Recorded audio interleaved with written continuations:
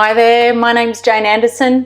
Today I'm going to talk about something that I really love working with my clients around, which is something called the 4 Derailers of being able to step into your personal brand. I don't know about you, but one of my favourite movies is The Colour Purple. It's the movie that Oprah Winfrey debuted her acting career, and the author of the book The Colour Purple is an author called Alice Walker. And there's a quote that she says, not in the movie, but that she's been known to have said, where she says, the most common way people give up their power is thinking that they don't have any. And I reckon that is so true, and I see it all the time, particularly when I'm helping people to be able to step out and, put themselves out there to be able to get the next job, or to be able to work with their dream clients, or to be able to, do whatever it is, and to shift from being a victim of their circumstances to becoming victorious in what they want to do. And sometimes when I'm working with people, I often share with them the situation that I was in. So in 2008, I started my life all over again. My husband was having an affair, and I was in a small town at the time, and I was just so embarrassed because he was telling anybody who would listen, and I was just so ashamed and embarrassed because everybody just knew about it, and it wasn't contained, and it was like this whole gossip thing, and it was awful. And but the problem was that it was around the time of GFC, and of course companies were laying people off, and there were no jobs around, and so it all just happened at a really bad time. And I remember I moved back in with my parents, and they're amazing people, and I'm so grateful that I had that support. And I remember being at my mother's dining table, and it was 3 months after I had left the town, and my mother, I was applying for all these jobs. I just couldn't seem to get a job. It was such a bad time. And I felt really embarrassed, and because here I was so good at helping other people get jobs, but when it was my turn, I couldn't get one. And I was prepared to do anything. I didn't really care what it was. And I remember my mother saying to me, I was at the dining table, and she said to me, I don't know what you're doing, but it's not working. And I think it's time that you have a chat to Centrelink. And I thought, oh, geez. And I thought, well, it wasn't that I was too embarrassed to go and do that or anything, but it was more, I thought, this doesn't seem right. Like, I have skills, I have abilities that I could help someone with. And so I started to think about, what I'm doing, she's right, what I'm doing is not working. I need to really be really clear about what it is that I want, and I might as well go and see if I can do that. And so what I did was I put together my plan. I thought about what would be the dream job, what would be the dream organisation I want to work with. And I worked out what it was, and it was working with a great company. It was a retail company in Brisbane, and I was successful in getting the dream job that I always wanted at the time, and went on to have a very successful role there. They didn't have a role for me at the time, but the person whose job I want actually resigned, and I was able to be recruited a few weeks later. So it was just really a bit of luck as well as putting myself out there. But what happens is sometimes we don't put ourselves out there, particularly when things are good. Sometimes we wait till things are really bad. But when things are really bad, we're at our most disempowered. And I don't know about you, but that's the hardest time to do it. So what I did was I really just decided to shift into my own power. I was tired of being held captive to my situation, and it was my situation in terms of not getting a role, and this whole situation with my marriage, I just felt like I had no control over anything. And for anyone who knows me, I'm very proactive. I like to be able to take control and make things happen, and in this case I just felt so stuck and completely disempowered. So as a result of setting that goal and being able to get the dream job, is that what I've done is put together what I think are some of the traits that I see when I'm out working with people, and helping them to identify what is it that's holding them back in their personal power, and what are some of the actions that they could take to be able to get control back and make some things happen and start to feel more in control and more powerful and stepping more into their personal power than they have before. So I'm going to share with you these 4 derailers. Now, the 4 derailers are driven by 4 key variables. So the variable at the top is if you become self-focused, and then at the bottom is if you're focused on others. And then on the horizontal axis is focus around fear, and the other is on attention. So the first one I'm going to share with you is that at the intersection of being self-focused and around fear is in this quadrant. This is about feeling inadequate. Or inadequacy, I call it. And it's really about, I don't know if you've had that feeling about the imposter syndrome. Like, the imposter syndrome is I'm not good enough, I haven't got enough study, I haven't got enough degrees, I don't have enough, I'm not smart enough. And so we go into this world of I'm just not good enough. And the problem here is that sometimes we're making assumptions that may not actually necessarily be true. Now, maybe a bit different if you want to be a doctor and you haven't studied medicine, then maybe that's a bit different. You might have to actually start doing some work and maybe enroll to do some study and start going to uni. But more often than not, I find that there are decisions that are being made about my feelings of inadequacy. There's either decisions that are being made or actions not being taken. And if there are decisions that are being made that I'm inadequate, they're often either not true or not validated. And when I say not validated, they're not validated by somebody who has the expertise to tell you that. So, and if you do have the fortune, like you want to be around it, you want to have a great mentor, and you need people around you who know what they're doing.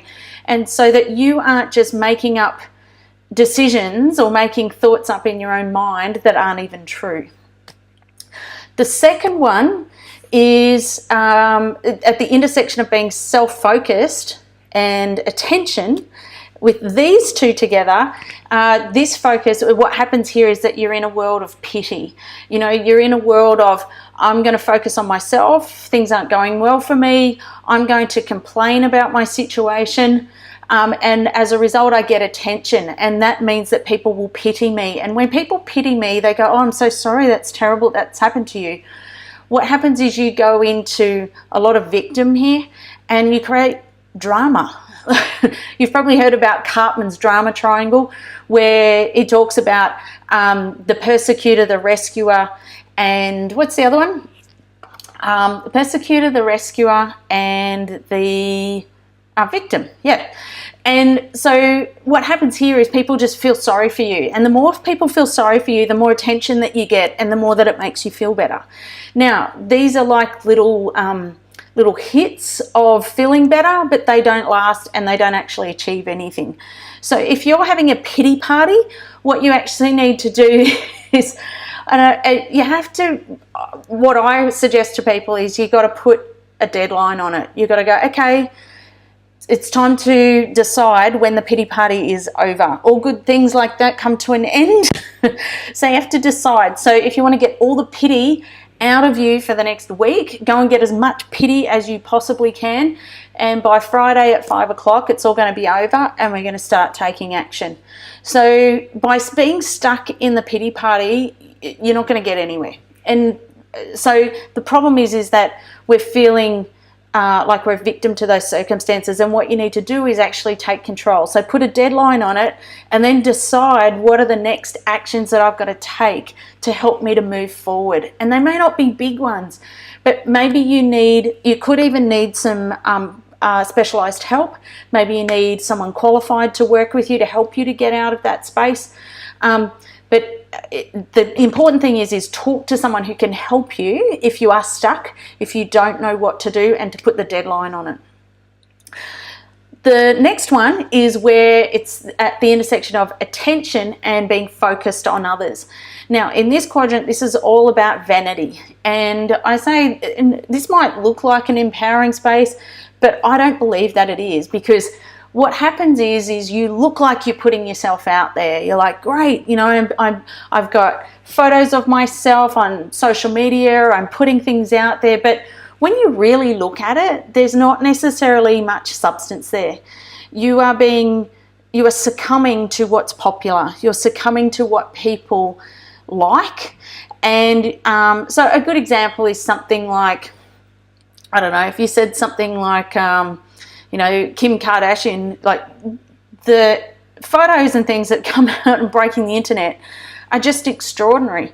But she knows that that is extraordinary, and she knows that that gets attention. And I go, well, that's attention and it's focused on others, but are you really in a really powerful space? And I go, yeah, maybe for her market, but is she changing the planet?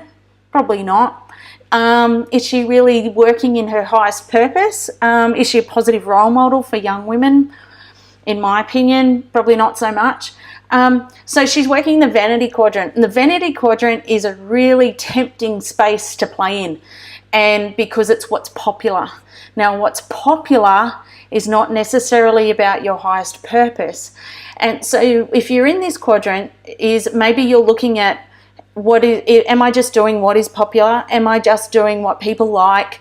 Am I just doing it to be liked or loved or accepted, but not necessarily what is actually the work that needs to be done?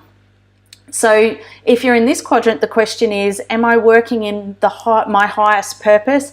And is this helping the highest purpose in others?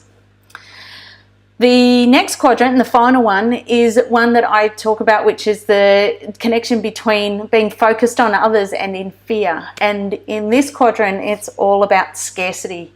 And scarcity is, I see this in a couple of spaces. One is particularly when I'm working with consultants and experts, they will say, oh, there's already heaps of leadership experts out there, or there are already heaps of people who do that. I need to do something different.